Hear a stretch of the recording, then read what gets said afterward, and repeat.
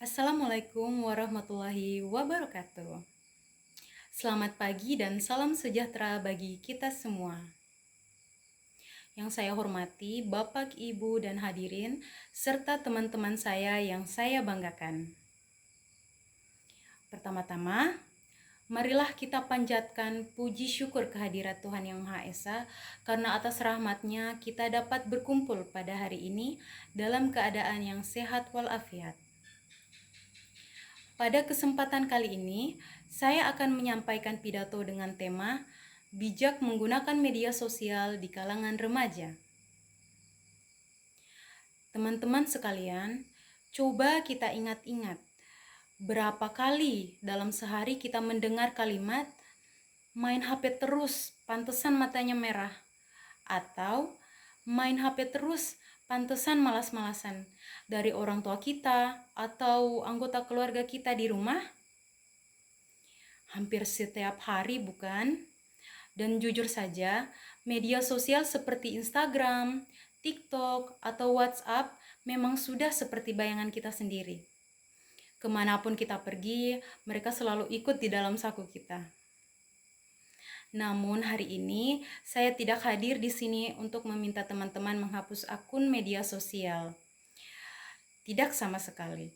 Hari ini, mari kita mengobrol jujur tentang bagaimana cara kita mengendalikan layar kecil ini sebelum layar kecil inilah yang mengendalikan hidup kita. Teman-teman yang saya banggakan, saat ini media sosial sudah menjadi bagian dari kehidupan sehari-hari.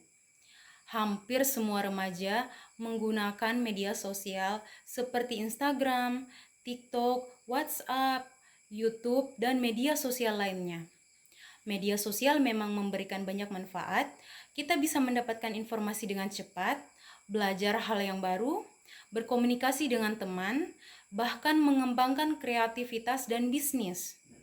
Namun, di balik manfaat tersebut, media sosial juga memiliki dampak negatif jika digunakan secara berlebihan dan tidak bijak.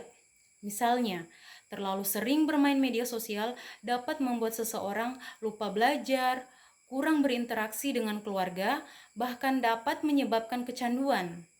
Selain itu, banyak remaja yang mudah percaya pada berita palsu atau hoaks yang beredaran di internet. Teman-teman sekalian, berdasarkan data penggunaan internet di Indonesia, jumlah pengguna internet sudah mencapai lebih dari 212 juta orang dan sebagian besarnya adalah remaja. Hal ini menunjukkan bahwa media sosial sangat dekat dengan kehidupan kita. Oleh karena itu, kita harus mampu menggunakan media sosial dengan baik dan bertanggung jawab. Kita juga perlu memahami bahwa penggunaan media sosial secara berlebihan dapat memengaruhi kesehatan mental. Banyak remaja yang merasa cemas, minder, atau stres karena terlalu sering membandingkan dirinya dengan orang lain di media sosial. Karena itu, kita harus lebih bijak dalam menggunakan teknologi. Sebagai contoh, pernahkah kita merenung di malam hari setelah berjam-jam scrolling melihat kehidupan orang lain yang tampak sempurna? Mengapa tiba-tiba hati kita merasa kosong? Saat kita melihat foto liburan teman yang mewah atau pencapaian orang lain yang berkilau, seringkali kesehatan mental kita perlahan tergores. Kita mulai merasa cemas, minder, dan berbisik kepada diri sendiri. Kenapa hidupku tidak seberuntung mereka ya? Teman-teman, ingatlah satu hal. Apa yang berkilau di media sosial adalah halaman depan yang sudah diedit. Sedangkan hidup kita adalah kenyataan di balik layar yang sedang berjalan.